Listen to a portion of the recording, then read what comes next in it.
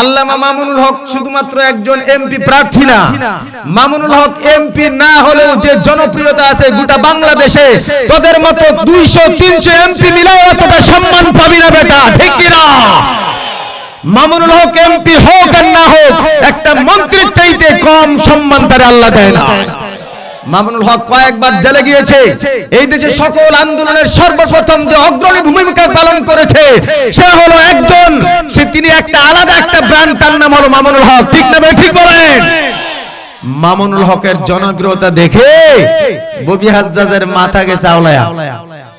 রাজনীতি করো, নিজের জনপ্রিয়তা দেখাও, নিজের চরিত্রের মাধ্যমে মানুষকে কাছে টানো, বুটের ব্যালট বাক্সে গিয়ে পরিচয় হবে আসলে কতটা কে জনপ্রিয়, ঠিক না? ঠিক বলেন। মামুনুল হক সাহেব তো কাউকে কটাক্ষ করে বলে না। এবারটা যখন তোমার জন্ম হয় নাই তখন থেকে মামুনুল হক, ঠিক কি না? হ্যাঁ, আমি রাজনৈতিক বক্তৃতা কোনো সময় মাহফিলে দেই না, কিন্তু এইটা দেখার পরে মাথায় মধ্যে নিতেই পারতেছি না। বলে কি মামুনুল হক রাজনীতি বুঝে না?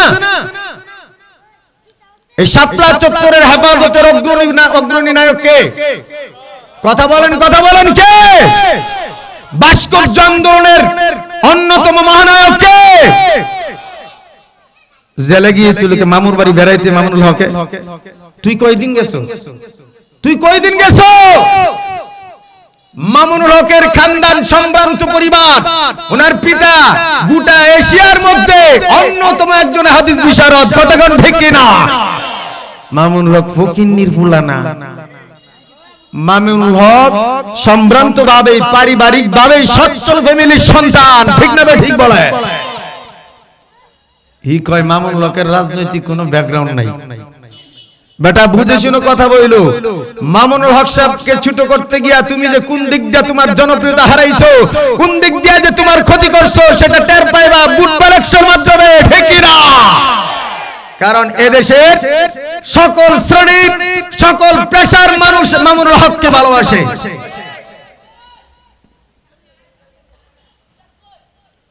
আমরা বিগত দিনের 17 বছরের জেল জুলুম, খুন গুণ অনেক কিছু সহ্য করছি, ঠিক না? ঠিক।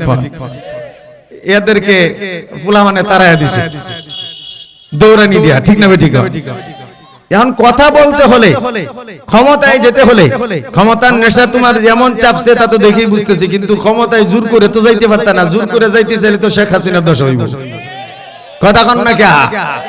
কারণ এদেশের বাচ্চা থেকে বৃদ্ধ পর্যন্ত ওই 5 আগস্টে যেই চমক দেখাইছে, সামনে থেকে শিক্ষা নেওয়া দরকার। যারাই ক্ষমতায় আসবে তারাই জনগণের সাথে একটা সমঝোতার মাধ্যমে দেশ চালাইতে হবে। অন্যথায় জনগণের উপর যদি কোনো ধরনের নির্যাতনের জুলুম চালাইতে চাও, শেখ হাসিনার মতো 45 মিনিট না 30 মিনিটে সময় পাবে না।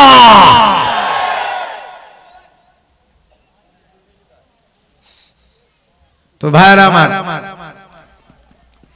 এটা বললাম এই জন্য যে আমি যত বছর আপনাদের প্রতি বছর এই নেত্রকোনার এমন কোন থানা নাই যে থানায় আমার 5টা-6টা প্রোগ্রাম হয় না।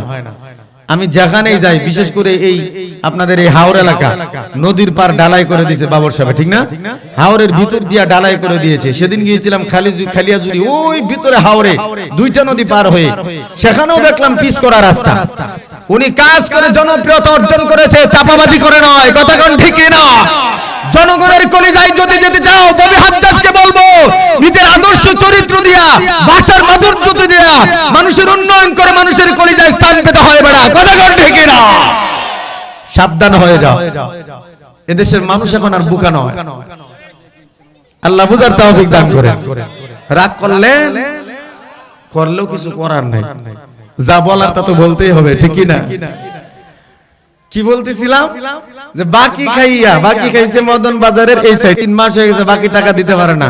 এর স্বভাব খুব বালাজে, এজন্য রাস্তা ধরছে এখন পশ্চিমেরটা, কারণ এই দিকটা গেলেই টাকা চাইবো। আসেনি এমন লোক? তো মুসা আলাইহিস সালাম এই জোরে না, মুসা আলাইহিস সালাম ভাবলেন লজ্জার কথা কেমনে গিয়া হরিণরে বলি যে 100 বছর পর্যন্ত বৃষ্টি দিবে না, হরিণের মন খারাপ হয়ে যাবে। এজন্য উনি রাস্তা পাল্টাইলেন। হরিণু কি চালাক, দুধ দিয়া সামনে গাড়াইছে,